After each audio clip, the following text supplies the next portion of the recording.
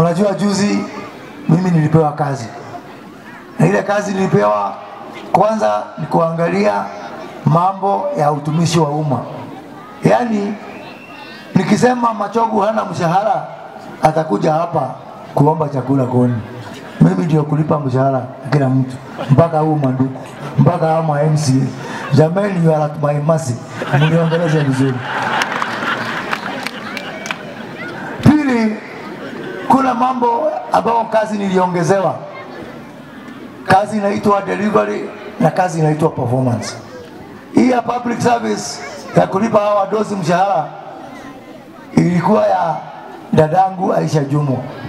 Hii ingine ya delivery na performance ni ya kuangalia vile utendakazi inafanywa.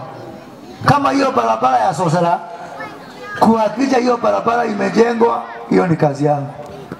Mambo ya hospitali ni kazi yangu. Ule Aisha akona A+. Kusema UPS amefanya hii. Kusema ile mashule tumefanya. Tumesema ule Walo amefanya kilomita ngapi ya ile ICT. Mimi hiyo kazi naachia bunge na waambia tuonane next month. Vile mtafanya na wao ni shauri yenu. Mimi kazi yangu ni kuripoti.